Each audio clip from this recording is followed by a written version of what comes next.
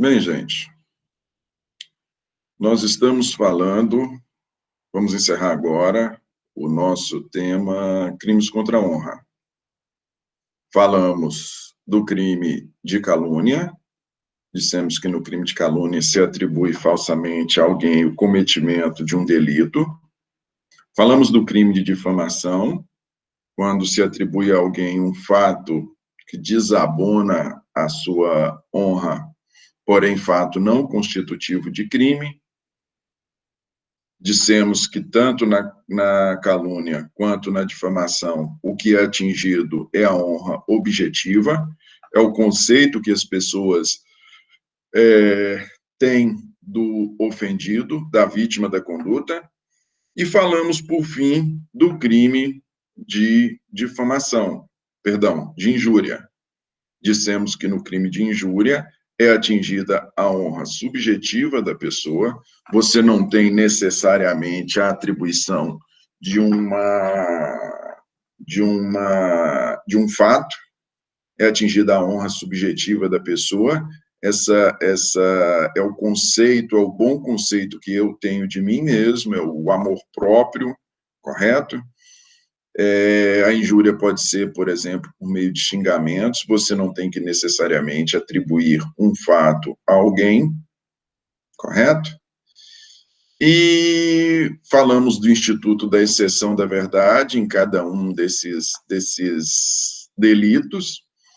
E hoje, para fechar o tema crimes contra a honra, nós vamos falar de disposições comuns que se aplicam a todas as modalidades de crimes contra a honra, ok? São dispositivos curtos, mas para nós fecharmos a lógica da nossa forma de exposição de aula, hoje eu vou me ater a esses dispositivos comuns, correto? E na aula seguinte, nós começamos crimes contra a liberdade individual. Beleza? Vamos lá. Como sempre, vou projetar para vocês os slides e vocês, qualquer questionamento, por favor, podem fazer aí pelo áudio, fiquem à vontade.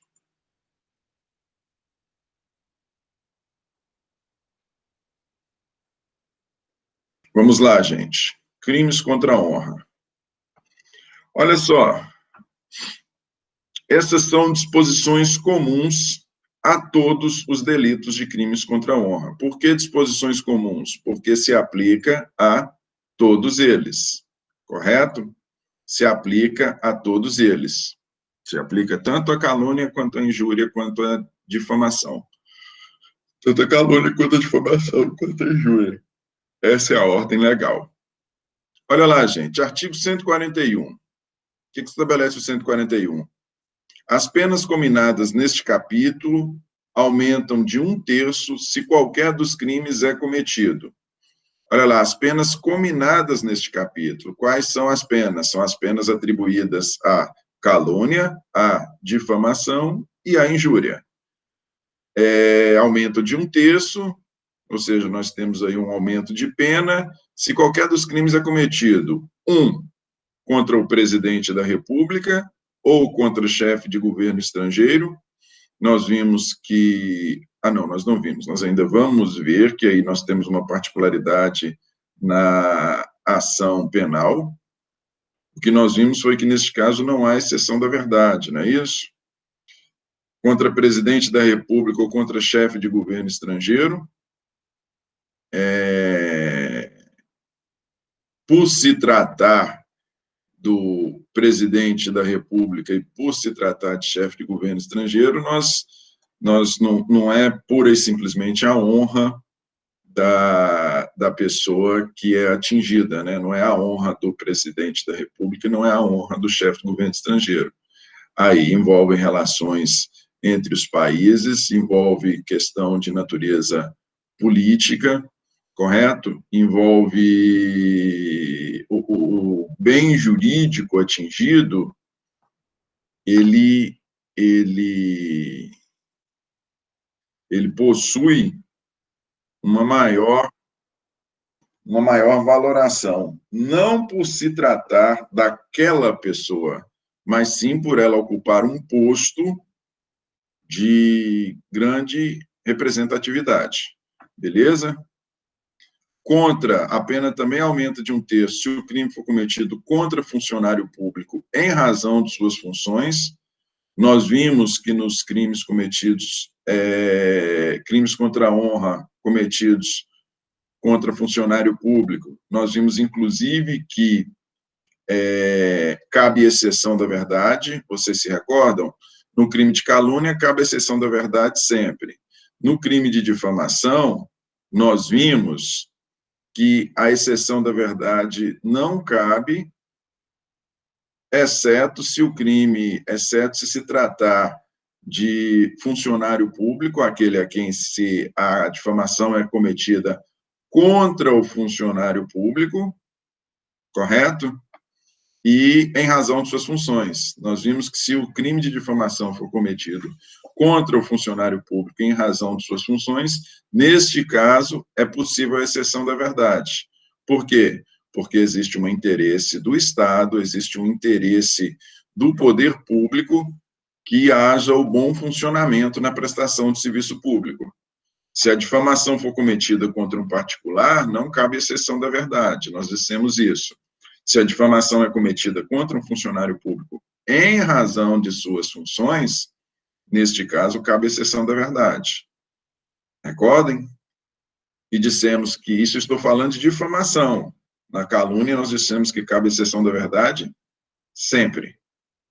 Beleza? Calúnia só não cabe exceção da verdade, vamos confirmar, calúnia só não cabe exceção da verdade quando o crime é cometido contra... Aqui.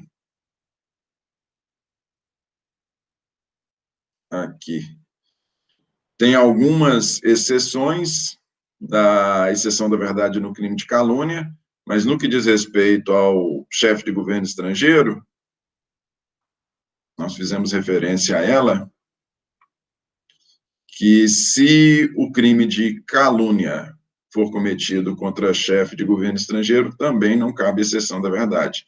Presidente da República ou chefe de governo estrangeiro. Beleza?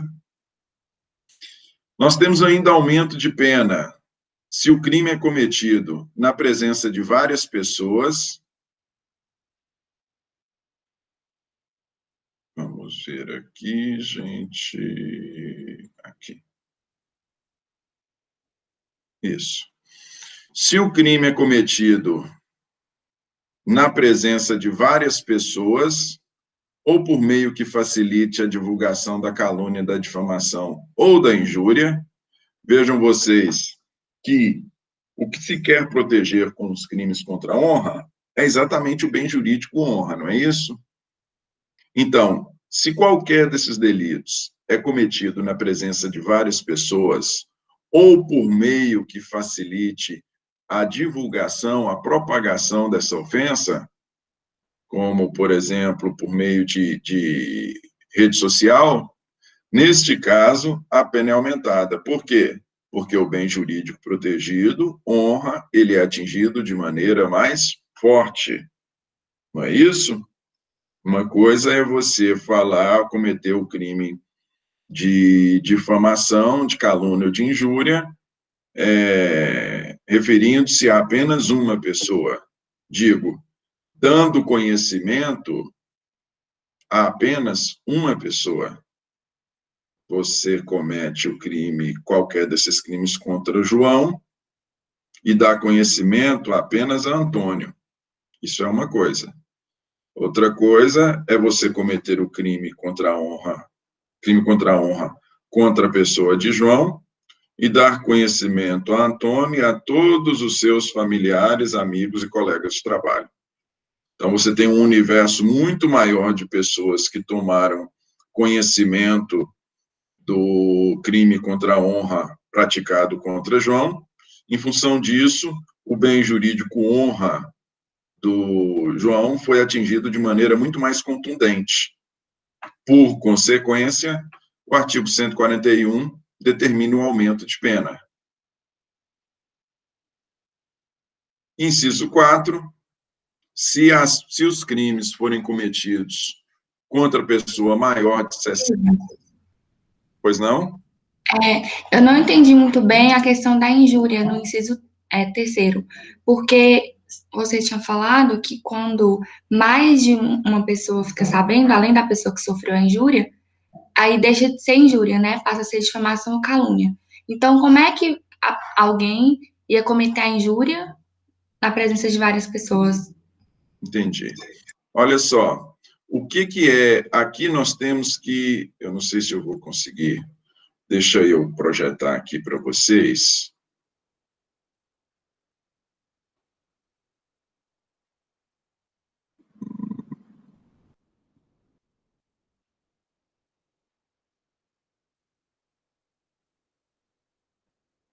Visualizam aí o Código Penal? Visualizam? Ótimo. Olha lá. Calúnia, injúria e difamação. Na calúnia, nós imputamos falsamente a alguém um fato definido como crime, ok? Na difamação, nós imputamos fato ofensivo à reputação da pessoa, também atingida a honra objetiva. Outras pessoas precisam ficar sabendo. Na injúria, injuriar alguém ofendendo-lhe a dignidade ou decoro. O que diferencia a injúria dos outros dois delitos? Primeira das circunstâncias é que é atingida apenas a honra subjetiva, não é? Nós temos apenas o atingimento da honra subjetiva. Só que aqui tem um outro diferenciador, no crime de injúria, tem um outro diferenciador com relação aos crimes de difamação e de calúnia. Qual é esse diferenciador? Aqui, nós não necessariamente temos a atribuição de um fato a outra pessoa. Nós nem temos a atribuição de um fato, nós nem temos a atribuição falsa de um fato definido como crime, o que é a conduta do crime de calúnia, e nem temos a atribuição de um fato ofensivo à reputação, que é o crime constitutivo de difamação. Na injúria, nós temos simplesmente a ofensa à dignidade ou ao decoro da pessoa. O que eu poderia dizer a vocês nessa distinção? E isso é importante. Se eu atribuo falsamente o crime de fato definido como crime a uma pessoa, mas só fica no universo de conhecimento dessa pessoa, eu atribuo a João falsamente um fato definido como crime. E eu atribuo simplesmente a João, eu estou cometendo o crime de injúria, porque eu preciso atingir a honra objetiva, outras pessoas precisam ficar sabendo. Se eu atribuo a João, vamos lá, difamação, fato ofensivo à sua reputação, que não seja um crime, eu cometo difamação? Não. Se o fato não passar do universo de conhecimento simplesmente do João, eu falei isso para o João, tão somente eu não passei isso para ninguém, eu cometo injúria. Se eu ofendo o João, não necessariamente atribuindo-lhe um fato, mas se eu ofendo a sua dignidade, se eu profiro fortes xingamentos contra ele, novamente eu cometo difamação. Agora vejam vocês, se a minha conduta é proferir xingamentos contra João, apesar desses xingamentos chegarem ao conhecimento de terceiras pessoas, se esses xingamentos não forem fato definido como crime, e nem se tratar de um fato, porque eu posso simplesmente virar e como se diz no popular, né? Você xinga uma pessoa todinha, coloca ela abaixo de cachorro, mas você não necessariamente atribui a ela nenhum fato. Se você não atribui à pessoa nenhum fato concreto, mas você simplesmente ofende a sua honra por meio de xingamentos, neste caso, você tem o crime de injúria. Por mais que esses xingamentos cheguem ao conhecimento de outras pessoas. Se tratar simplesmente de xingamentos, se você não tem atribuição de fato, seja fato criminoso, seja fato que não constitua crime, se você simplesmente há xingamentos, nós temos crime de injúria, mesmo que chegue ao conhecimento de terceiros. Daí porque, voltando ao nosso slide, daí porque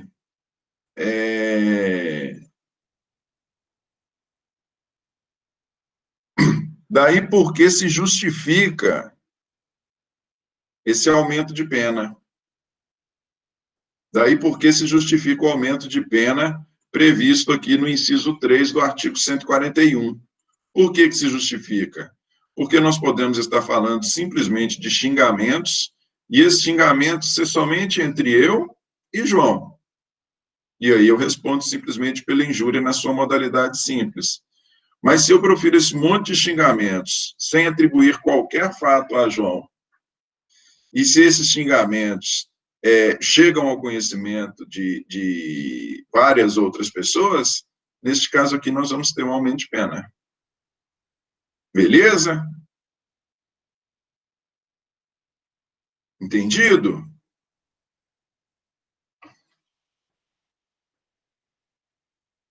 Ótimo. Vamos lá. Gente, olha lá. É sempre bom. O direito não pode ser decoreba, não. Você tem que buscar entender o porquê da lei. Olha lá. Se nós temos o aumento do inciso 1, pela pessoa do presidente da República ou chefe de governo estrangeiro, por quê? Porque ele não se trata simplesmente daquela pessoa, ele ocupa um cargo de grande importância para o país. Daí porque a pena é aumentada. Ofensas contra chefe de governo estrangeiro podem macular nossas relações comerciais, nossas relações diplomáticas, daí porque a pena é aumentada. Funcionário público, o aumento de pena, nós dissemos, ocorre em razão de que há o propósito do serviço público do Estado de que o serviço público seja bem prestado. Na presença de várias pessoas, nós dissemos, é em razão da maior ofensa ao bem jurídico. E aqui, no inciso 4, nós temos que, se o crime for cometido contra pessoas maiores de 60 anos ou portadoras de deficiência, neste caso, a pena, ela também é aumentada,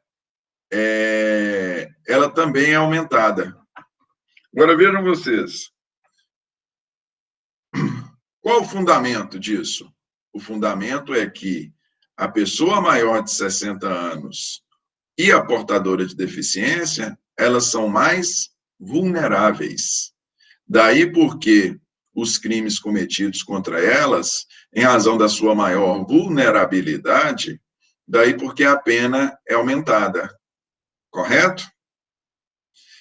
Exceto se tratar de crime de injúria. Por que no caso de crime de injúria, a pena não é aumentada se ela é cometida contra pessoa maior de 60 anos ou portadora de deficiência?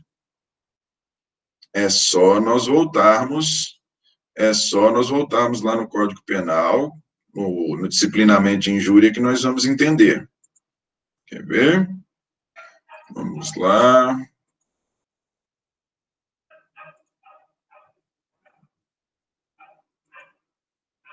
Olha aqui. Injúria.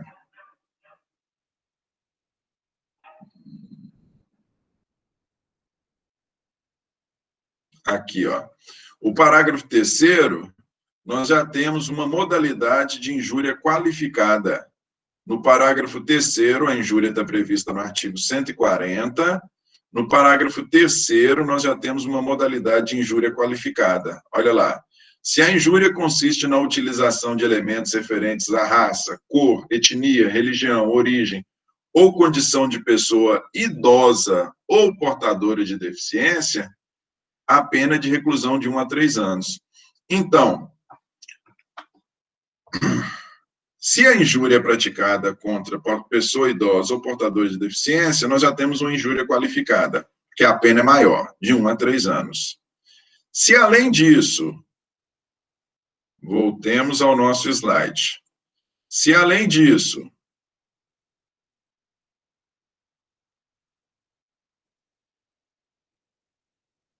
vamos lá. Se, além disso, nós tivéssemos um aumento de pena em função da pessoa ser portadora de deficiência, da pessoa ser idosa ou portadora de deficiência, no caso de injúria, nós teríamos dupla penação sob o mesmo fundamento. A pessoa responderia por uma injúria qualificada em razão da sua vítima ser maior de 60 anos ou portadora de deficiência, e, na sequência, teria a sua pena aumentada em razão da sua vítima ser maior de 60 anos ou portador de deficiência. Seria uma dupla penação sobre o mesmo fundamento. E isso é proibido. Proibido bis in idem na penação.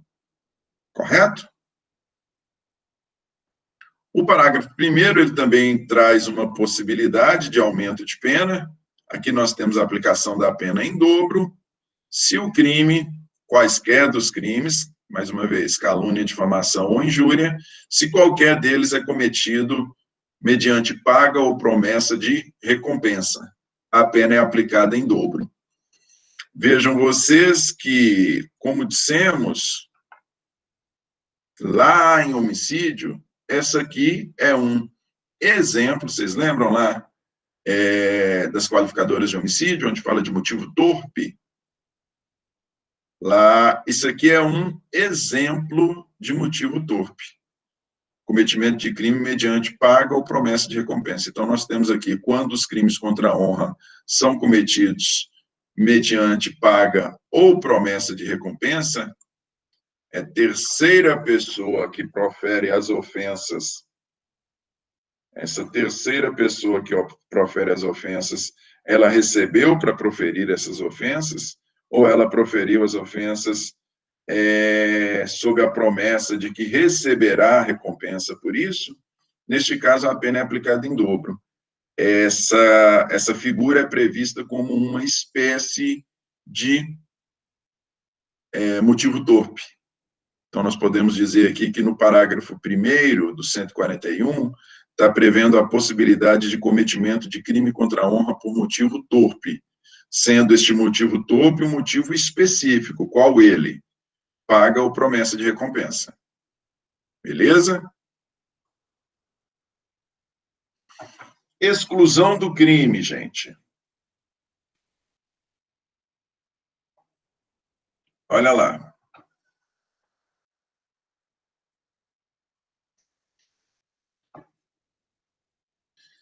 Não constituem injúria ou difamação punível. Não constituem injúria ou difamação punível. 1. A ofensa irrogada em juízo, na discussão da causa, pela parte ou por seu procurador. 2.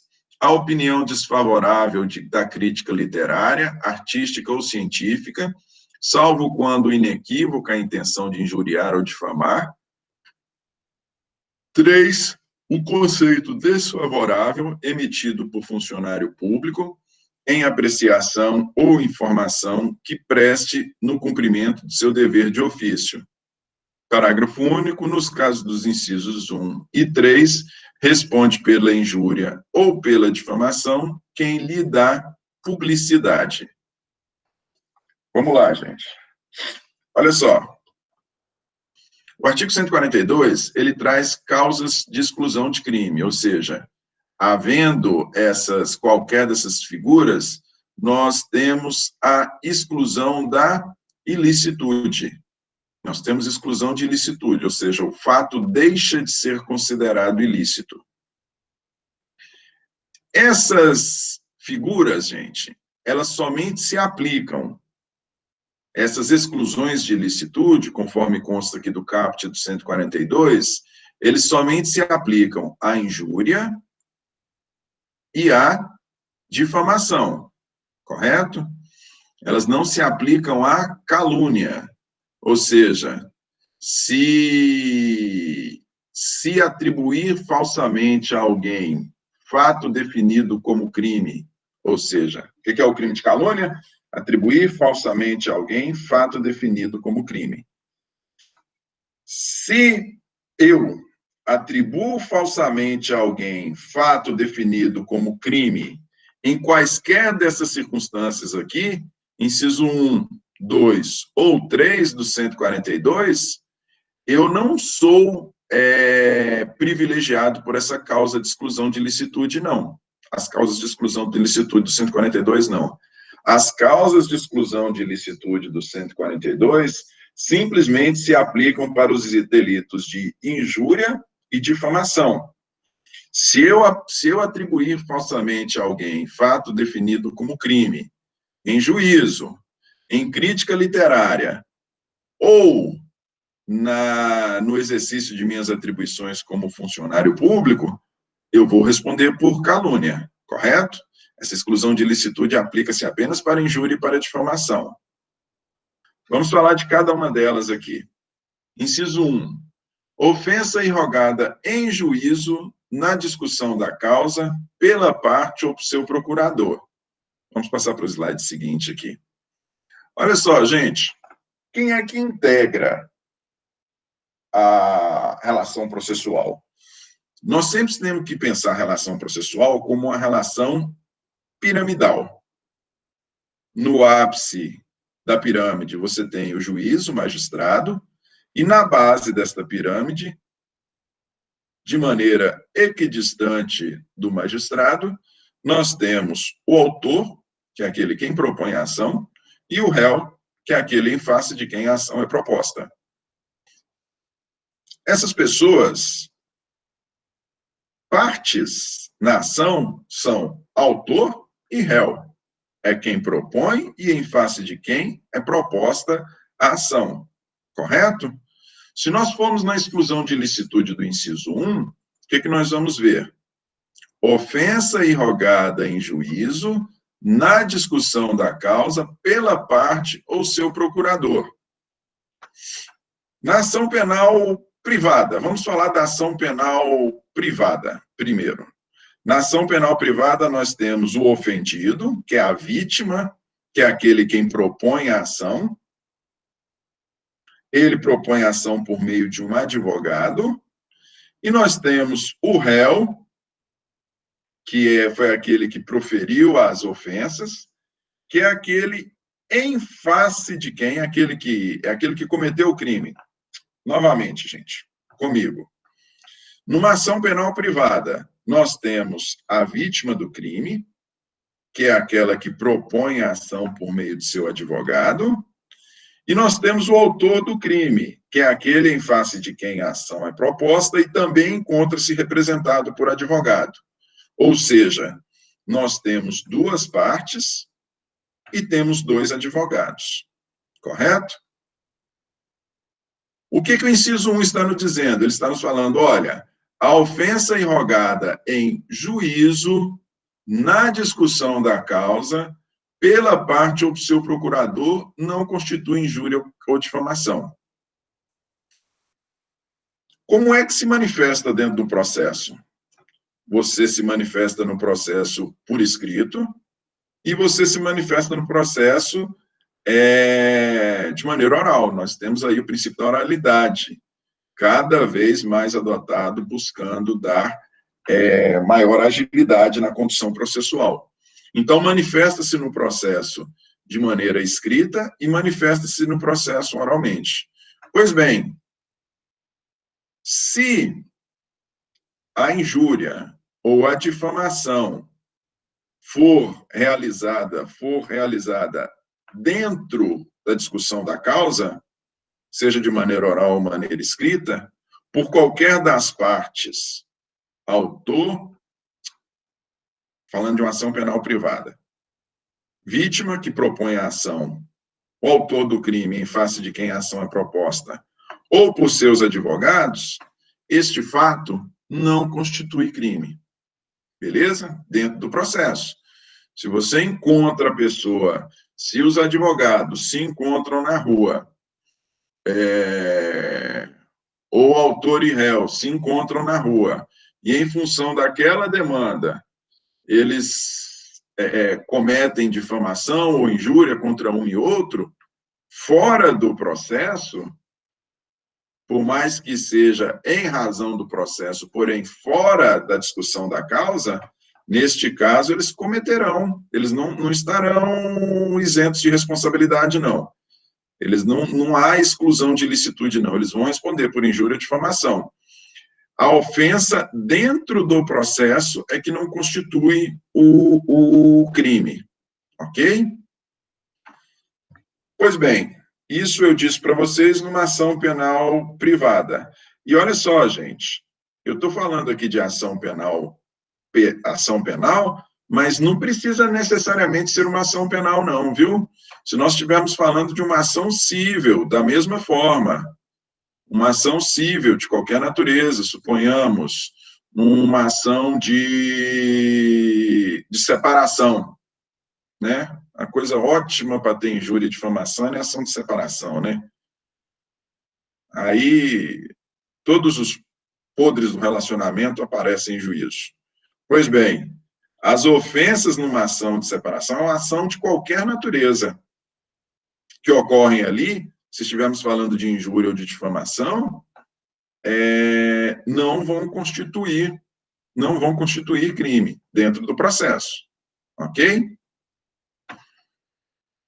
Pois bem, vejam vocês, e aí no processo, como eu disse, nós temos a pessoa do magistrado, sempre pensemos assim, no ápice da relação processual, e nas bases nós temos as partes. Juiz é parte? Juiz não é parte. A exclusão de ilicitude, ela se refere à parte aos seus procuradores. Então, ofensas proferidas contra o juiz e pelo juiz, ofensas proferidas contra o juiz e pelo juiz, ainda que na discussão da causa, ainda que dentro do processo, constituem, sim, injúria e difamação, ok? Essa exclusão de ilicitude, ela só se aplica para as partes e seus advogados. Correto? Juiz não é parte. Por não ser parte, ofensas proferidas contra ele ou por ele, ainda que dentro da causa, constituem crime. Ainda que dentro do processo. Correto? E o promotor de justiça? O promotor de justiça depende. Por que depende? Depende porque nas ações, o promotor ele pode ocupar duas posições. E aí eu não estou falando apenas de ação penal. Nas ações cíveis também. O promotor ele pode ser parte, ele pode ser autor, na ação penal pública, por exemplo, numa ação numa ação penal pública, numa ação civil pública, que aí já não é ação penal, é ação civil pública, é uma ação voltada à defesa de direitos coletivos, ele é parte, ele é autor, como também o promotor, o Ministério Público, estou falando de promotor de justiça, não pode ser procurador da República, o Ministério Público, ele também pode ocupar a função de fiscal da lei. E como fiscal da lei, ele não é parte, ele está ali simplesmente para opinar. Nós temos um autor e um réu, suponhamos. Na ação penal privada, o Ministério Público não é parte, ele é fiscal da lei. Ele acompanha o processo, mas ele simplesmente opina, ele simplesmente zela pela regularidade processual. Da mesma forma, na ação penal. Da mesma forma, na ação penal, na ação civil pública, quem propõe a ação é o Ministério Público. Mas se estivermos falando, por exemplo, de uma ação de família, de qualquer natureza, uma ação de separação, se estivermos falando de uma ação de separação, um dos cônjuges propõe a ação em face do outro, correto? E o Ministério Público ocupa a posição de fiscal da lei. Por que eu faço essa distinção? Porque se o Ministério Público estiver dentro do processo ocupando a posição de fiscal da lei, se ele eventualmente injuriar ou difamar, ainda que dentro da discussão da causa, ele responde pelos crimes de injúria e difamação. Ele só não responde por injúria e difamação se dentro da causa ele estiver na condição de parte. Se estivermos falando de uma ação civil pública, que é proposta pelo Ministério Público, ele não comete injúria e difamação. Se estivermos falando de uma ação penal pública, que é proposta pelo Ministério Público, ele não responde pela difamação. Mas se estivermos, difamação e injúria, mas se estivermos falando de uma ação em que ele atue como fiscal da lei, se ele eventualmente injuriar ou difamar, ele responde pelo crime cometido.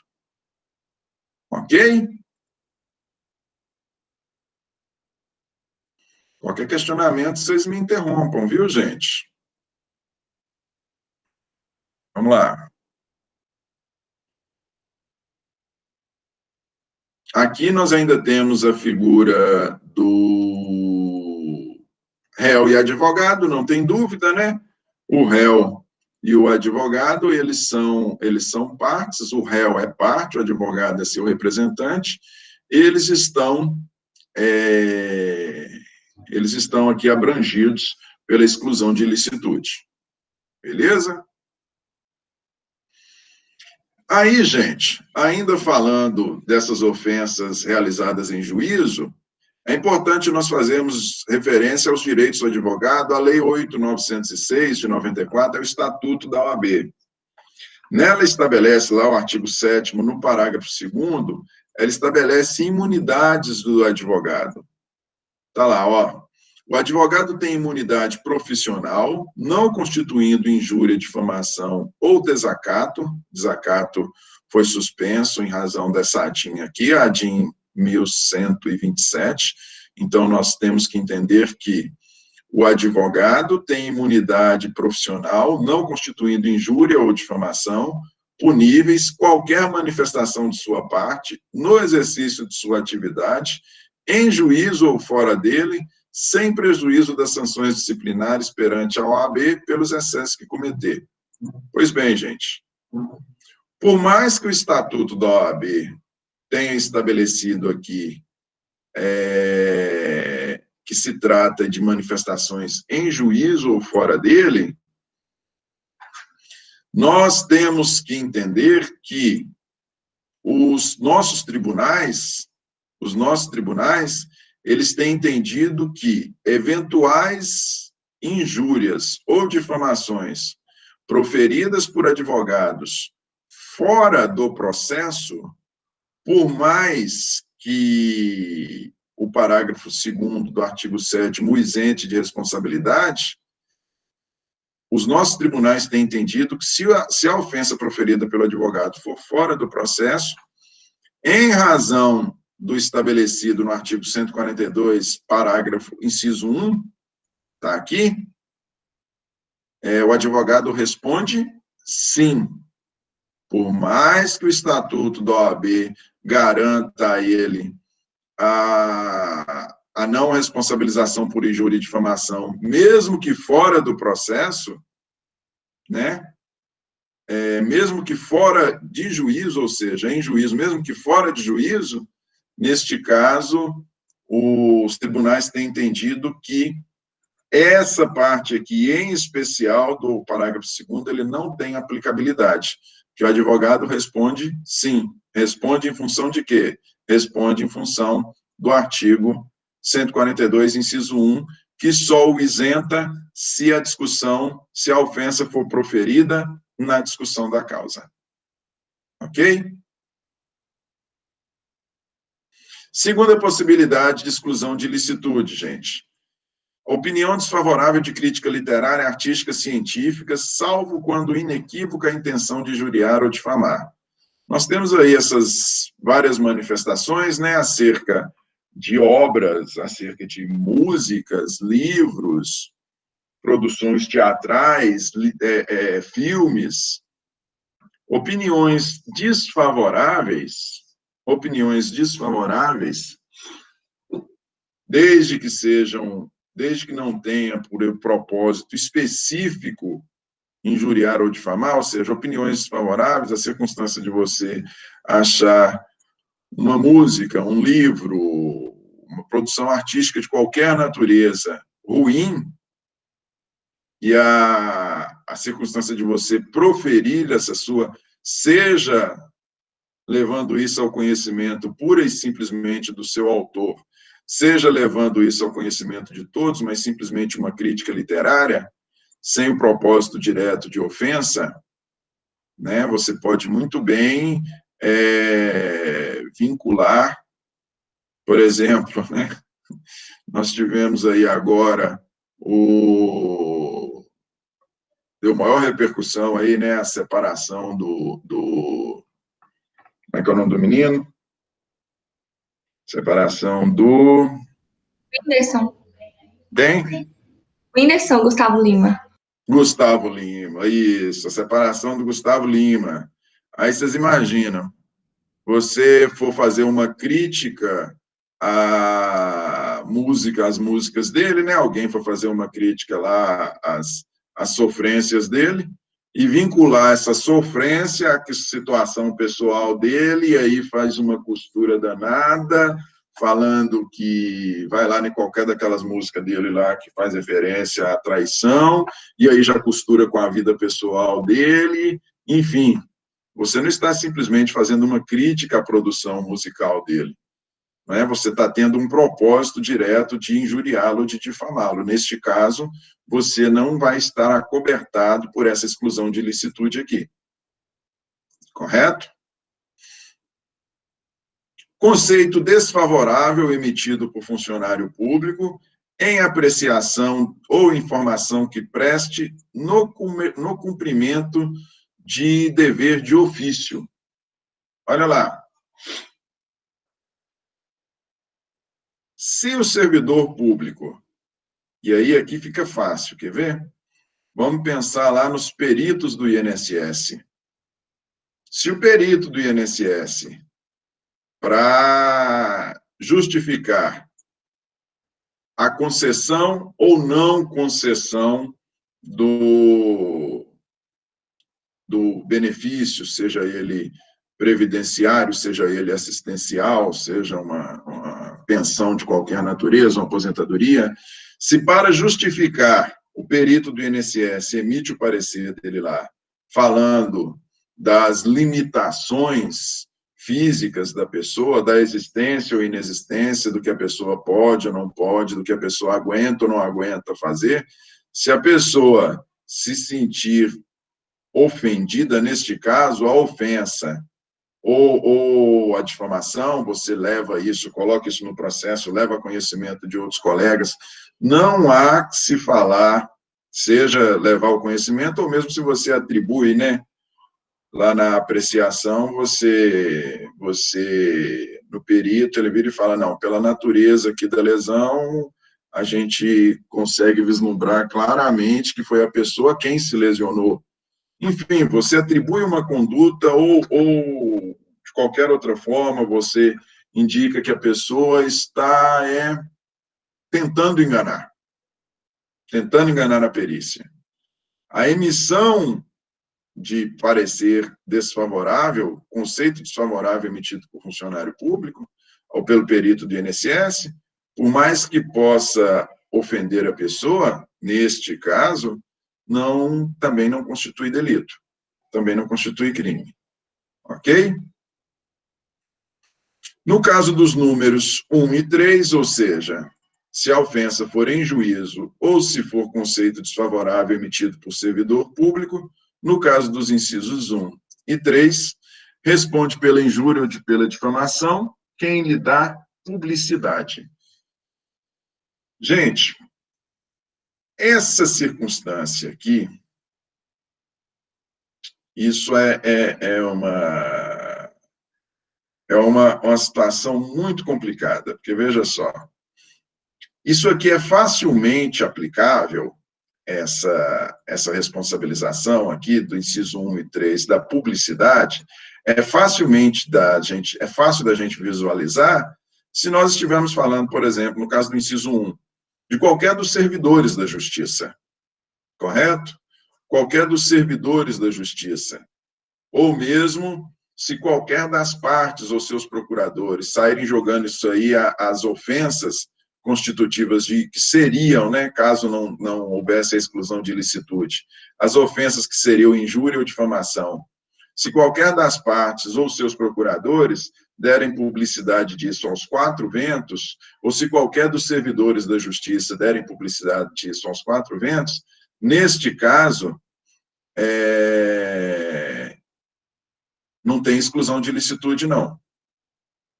Da mesma forma, se o servidor público ou qualquer dos envolvidos ali na relação, dentro daquele procedimento, se ele dá publicidade, uma publicidade desnecessária, porque nós sabemos que os atos administrativos são públicos, mas se ele dá uma publicidade desnecessária, uma publicidade ilegal, da mesma forma ele vai responder. Por que eu digo que é difícil essa configuração aqui? É difícil essa configuração quando nós estamos falando de publicidade da imprensa. Porque, inclusive, tem uma orientanda minha que hoje vai fazer um TCC sobre liberdade de imprensa. Liberdade de imprensa e alguns delitos. Porque é muito complicado, entendeu? Quando nós estamos falando de publicidade de imprensa, em razão do direito de imprensa, essa publicidade aqui dificilmente ela constitui delito.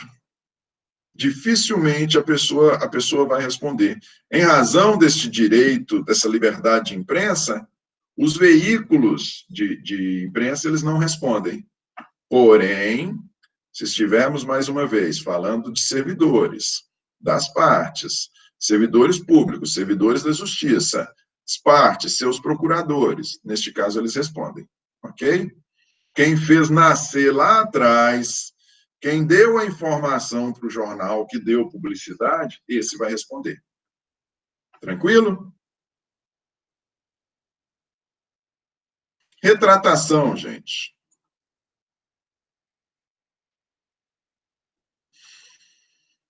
Retratação. Enquanto o artigo 142 traz uma causa exclusiva de ilicitude, ou seja, como é que é redigido o 142? Não constitui injúria ou difamação punível. O próprio 142, ele já extingue a ilicitude do fato. No 143, nós temos uma causa extintiva de punibilidade. Olha lá. O querelado que, antes da sentença, se retrata cabalmente da injúria, da calúnia ou difamação, fica isento de pena, que nós estamos falando da retratação. Parágrafo único. Nos casos em que o querelado tenha praticado a calúnia ou a difamação utilizando-se de meios de comunicação, a retratação dar-se-á, se assim desejar o ofendido, pelos mesmos meios em que se praticou a ofensa.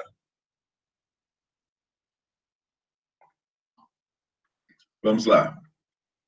O querelado que, antes da sentença, se retrata cabalmente da calúnia ou da difamação, fica isento de pena. Parágrafo único.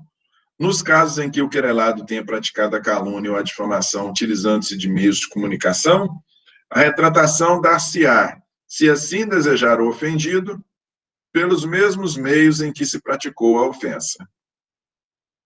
Aqui no caso, gente, não se trata de uma causa exclusiva, de causa de exclusão de ilicitude, mas sim de punibilidade, causa extintiva de punibilidade. Por quê? Porque o crime existe. Nós temos um fato constitutivo de crime, seja ele constitutivo de calúnia, seja ele constitutivo de difamação. Mas nós temos um fato constitutivo de crime, correto? Por isso que se fala de extinção de punibilidade. Elas não são puníveis, elas não vão ser puníveis se ocorrer a retratação por parte daquele que proferiu a ofensa. E vejam vocês, essa retratação, ela tem que ser antes da sentença. Ela pode ser ainda na fase de investigação, como também pode ser durante a instrução processual. A pessoa já pode ter sido apresentada a denúncia ou queixa, nós vamos ver que em algumas circunstâncias a ação é pública, em outras ela é privada. Já pode ter sido apresentada a denúncia ou queixa, ou seja, a pessoa já pode estar sendo processada. Se a retratação se der no curso do processo, ela gera o efeito de isentar de pena o autor. Agora vejam vocês, essa retratação, para que ela surta esse efeito, ela independe da concordância ou discordância do ofendido. Ela independe da concordância ou discordância do ofendido, daquele que sofreu a ofensa, daquele que foi vítima de calúnia ou difamação. A retratação independe da concordância dela. Para a retratação gerar o efeito de isentar de pena o autor das ofensas, o autor da calúnia ou da difamação, isso independe do ofendido aceitar ou não aceitar a retratação. Beleza? O que depende da vontade do ofendido? Depende da vontade do ofendido dar ou não a mesma publicidade a esta retratação. Se a pessoa se retrata nos autos, a pessoa nos autos vira e fala, ela se retrata, ela volta atrás, ela se desculpa, ela se manifesta no sentido de que aquele fato foi um fato mentiroso. Neste caso, para efeitos,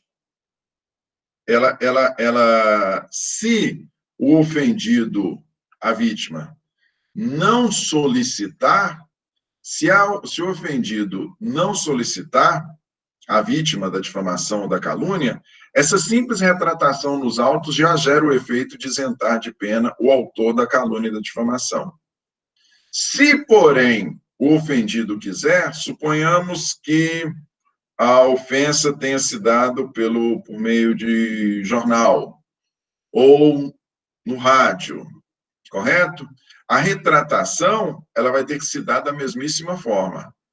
Por que isso depende da vontade do ofendido? Vocês lembram um ditado popular?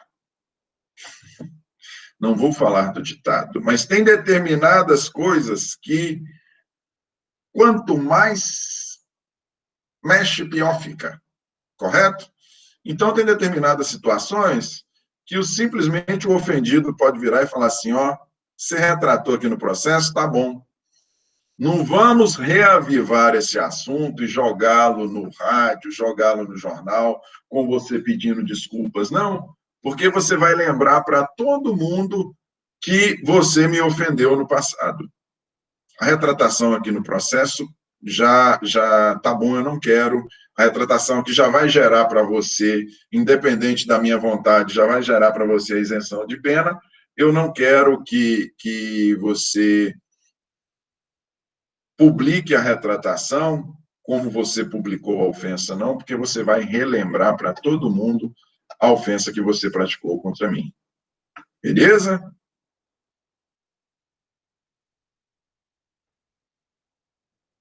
Vamos lá. Artigo 144. aqui. Artigo 144. Se de referências, alusões ou frases... Aqui, gente, outra coisa que eu quero falar com relação ao 143, antes de passar para o 144. A retratação que gera esse efeito de isenção de pena é só a calúnia e para os crimes de calúnia e para os crimes de difamação. Se a pessoa pedir desculpas no processo, se ela se retratar no processo em que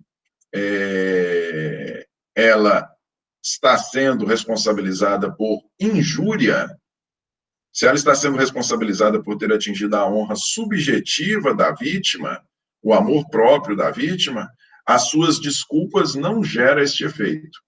As suas desculpas não geram o efeito de isentá-lo de pena. Essa isenção de pena, ela só gera efeito para os crimes de calúnia e difamação, onde a honra atingida foi a honra objetiva. O propósito é que as pessoas que tomaram conhecimento das ofensas tomem também conhecimento do pedido de desculpas, tomem também conhecimento da manifestação do autor dos delitos, da calúnia ou da difamação, no sentido de que aquele fato era um fato mentiroso. Beleza? Da injúria para a injúria não há isenção de pena por meio da retratação. Passemos pelo 144. Então, olha só, gente. São alguns institutos que a gente tem que, voltando mais uma vez aqui à retratação, nós já falamos, além dos crimes, nós falamos de exceção da verdade, lembram? Para os 3 delitos. Agora nós estamos falando aqui de retratação, beleza? Retratação. Falamos, são todos dispositivos, são todos institutos que dizem que se aplicam, que se analisam com relação a todos os crimes. Falamos aí da exclusão de ilicitude para determinadas circunstâncias. E agora nós vamos falar aqui a respeito de pedido de explicações. Olha lá, artigo 144.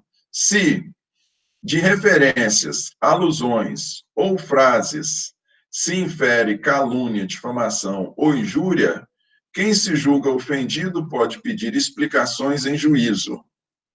Aquele que se recusar a dá-las, ou, a critério do juiz, não as dá satisfatórias, responde pela ofensa. Vamos lá?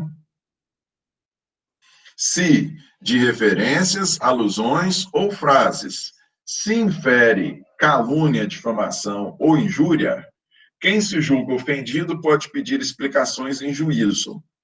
Aquele que se recusar a dá-las, ou a critério do juiz, não as dá satisfatórias, responde pela ofensa. Olha lá, gente. Aqui, o artigo 144, ele traz o instituto do pedido de explicações.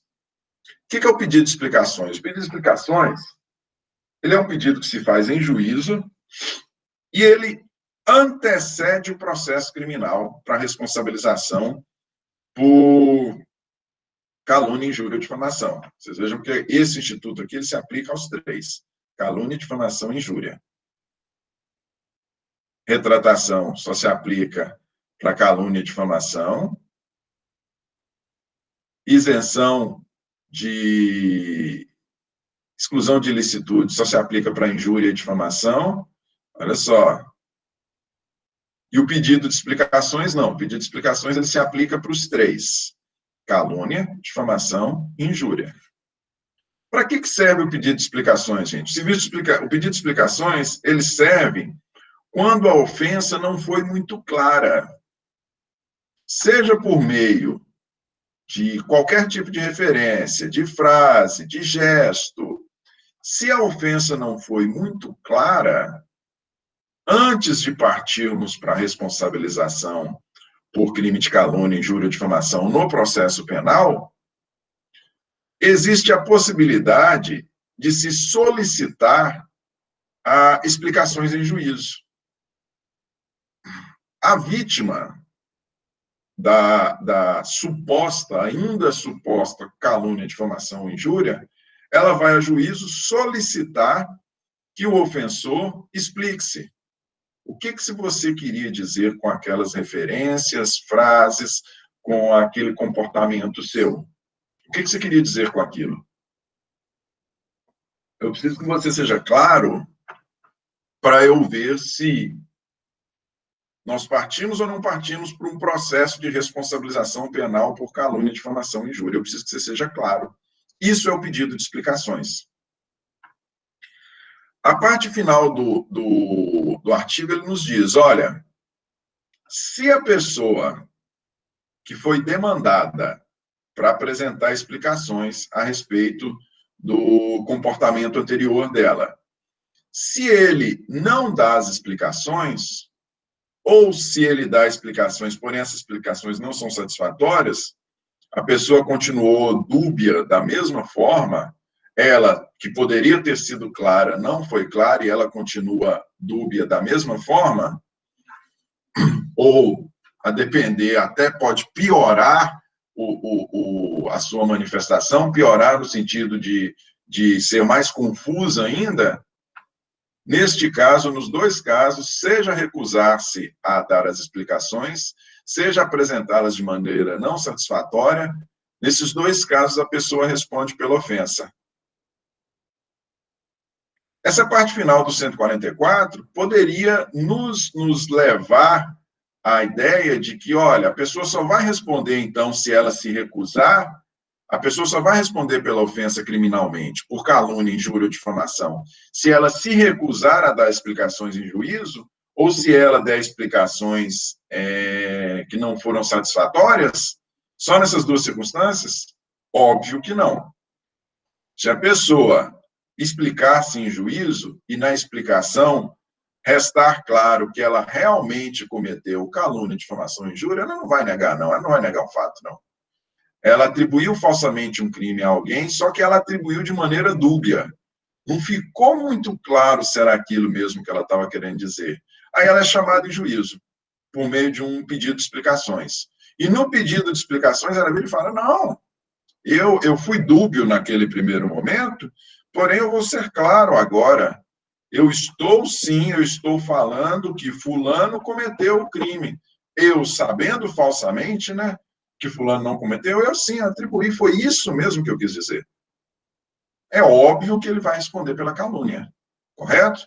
Então ele responde, a pessoa responde por calúnia, analisando aí o pedido de explicações. Ela vai responder pelos crimes contra a honra, se ela se recusar a dar as explicações, se as explicações dela continuarem sendo dúbias, assim também como foi a sua primeira manifestação, ou se ela reafirma uma conduta que venha a constituir calúnia, difamação e injúria. Se ela reafirma e se ela confirma, não, de fato, eu cometi essa conduta e, de fato, aquela conduta que eu digo ter cometido, ela se enquadra nos tipos de calúnia, difamação e injúria. Nas três circunstâncias, é óbvio que ela vai responder. Beleza? Dúvidas?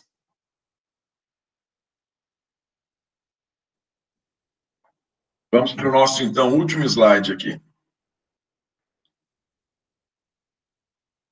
Artigo 145. O artigo 145, ele fala das ações penais por meio das quais se busca responsabilização por crimes contra a honra. Como é que prevê o artigo 145? Olha lá. Nos crimes previstos neste capítulo, somente se procede mediante queixa, salvo quando, no caso do artigo 140, parágrafo 2º, da violência resulta lesão corporal. Vamos lá? Artigo 145, mais uma vez. Nos crimes previstos neste capítulo, quais são os crimes? Calúnia, difamação e injúria. Se procede mediante queixa, ou seja, ação penal privada. Ação penal privada. Salvo quando, no caso do 140, parágrafo 2º, da violência resulta lesão corporal. Vamos lá no 140, parágrafo 2º.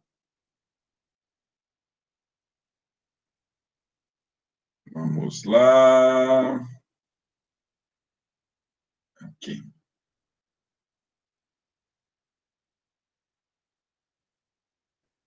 (140), parágrafo 2º. O 140, ele se refere ao crime de injúria, quando há ofensa à dignidade ao decoro da pessoa. Olha lá. Se a injúria consiste em violência ou vias de fato, que por sua natureza ou pelo meio empregado se consideram aviltantes, detenção de 3 meses a 1 ano e multa, além da pena correspondente à violência. Olha só. Essa aqui é a chamada injúria real, não é isso? É quando a pessoa sofre violência. Eu exemplifiquei para vocês, né? Se nós temos aquela circunstância em que a pessoa leva um tapa no rosto, a pessoa pode levar um tapa no rosto. Nós temos 2 figuras aqui. Nós temos a violência e temos a vias de fato. Se resultar em lesão corporal de qualquer natureza, a pessoa, consta aqui da pena, que a pessoa responde pela violência. Se resultar lesão corporal de qualquer natureza, e a violência está vinculada à lesão corporal, seja lesão corporal leve, grave ou gravíssima, se resultar lesão corporal de qualquer natureza, a pessoa responde pela injúria e pelo crime de lesão corporal. Se, porém, tem apenas vias de fato, ou seja, se não resulta lesão de nenhuma natureza, eu disse para vocês que vias de fato é uma contravenção penal, neste caso, a pessoa vai responder apenas pela injúria, ela não vai responder pela contravenção. Beleza? O que está nos dizendo aqui o 140? Parágrafo, vamos voltar a ele aqui. O que está nos dizendo o caput de 145? Um momentinho, gente. O que está nos dizendo o caput de 145?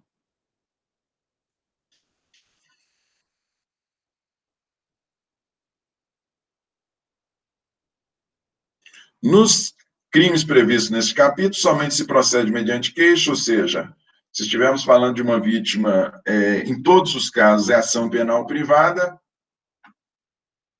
exceto se, na execução do crime de injúria, nas outras 2 modalidades, calúnia e difamação, sempre mediante queixa. Se estivermos falando do crime de injúria, se no cometimento da injúria houve violência, e dessa violência resultou lesão corporal, leve, grave ou gravíssima, neste caso a ação penal não é privada, a ação penal é pública, e pública incondicionada. Beleza? É pública e pública incondicionada. Se no cometimento da injúria, se ao invés do tapa, simplesmente do tapa no rosto, né, nós tivemos, a pessoa deu um murro na boca da outra pessoa lá e cortou o lábio, quebrou um dente, se nós tivermos lesão, neste caso, o crime deixa de ser de ação penal privada e passa a ser de ação penal pública. Beleza? Se for simplesmente vias de fato, se houve agressões, porém não resultou em lesão corporal nenhuma, o crime continua sendo de ação penal privada. Tranquilo? Parágrafo único. Procede-se mediante requisição do ministro da Justiça, no caso do inciso 1 do caput do 141, e mediante representação do ofendido, no caso do inciso 2 do mesmo artigo, bem como no caso do parágrafo 3º do artigo 140 deste Código. Então, veja só. Qual é a regra, gente? A regra é, pelo caput de 145, sempre mediante queixa. Qual é a exceção?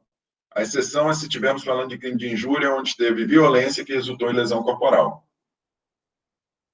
Nesse caso, a ação penal deixa de ser privada e passa a ser pública incondicionada. E o parágrafo único? O parágrafo único ele também nos traz 3 outras exceções. Mas essas 3 outras exceções não são de ação penal pública incondicionada. Elas são de ação penal pública condicionada. Olha a bagunça. Olha a bagunça. Mais uma vez, qual é a regra? A regra é a ação penal privada. O próprio caput ele traz uma exceção.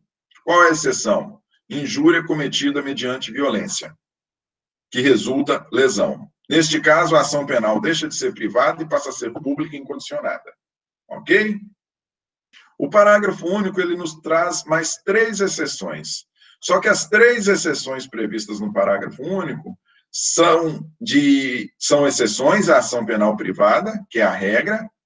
Elas trazem ação penal pública condicionada. Ok? Olha lá. Procede-se mediante requisição do ministro da Justiça, nos casos do inciso 1 do caput, do artigo 141 deste Código. Qual é o 141? Vamos lá. Se qualquer dos crimes for cometido contra presidente da República ou chefe de governo estrangeiro, qualquer dos crimes, calúnia, difamação ou injúria, se qualquer deles for cometido contra presidente da República ou chefe de governo estrangeiro, precisa de requisição do ministro da Justiça para responsabilização. Então, ação penal pública condicionada. E precisa de representação do ofendido. No caso do inciso 2, vamos lá no 2 de 141, se o crime for cometido contra funcionário público em razão de suas funções, se o crime contra a honra for cometido contra funcionário público em razão de suas funções, também a ação é pública condicionada, só que aí é condicionada à representação do ofendido. E também no caso do parágrafo 3º do artigo 140. Vamos lá no parágrafo 3º do artigo 140.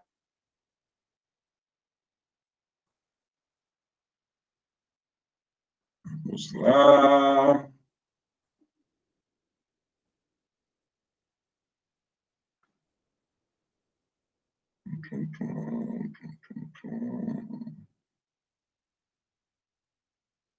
Aqui. 140 trata do crime de injúria, parágrafo 3º. Se a injúria consiste na utilização de elementos referentes à raça, cor, etnia, religião, origem ou condição de pessoa idosa ou portadora de deficiência. Neste caso aqui, a ação é pública condicionada. Beleza? Ação pública condicionada. Bom, gente, essa é a matéria que nós tínhamos para hoje. São os dispositivos que vocês viram que se aplica a todos os crimes contra a honra. Aqui nós encerramos o tema crimes contra a honra e vamos passar para a aula seguinte para crimes contra a liberdade individual. Alguma dúvida, algum questionamento?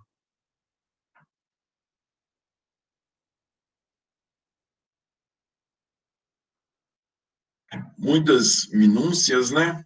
Principalmente nessa parte especial, nesses dispositivos aí comuns, muitas minúcias. Então, a gente fica por aqui. Eu vou verificar aquela situação lá, Admilson, a respeito da sua nota. Eu te dou um retorno para a líder. Então, é isso, gente. A gente fica por aqui, ok?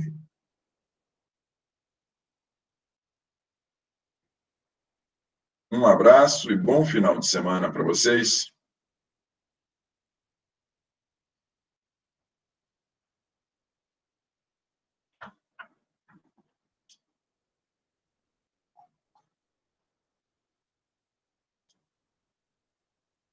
Muito obrigado.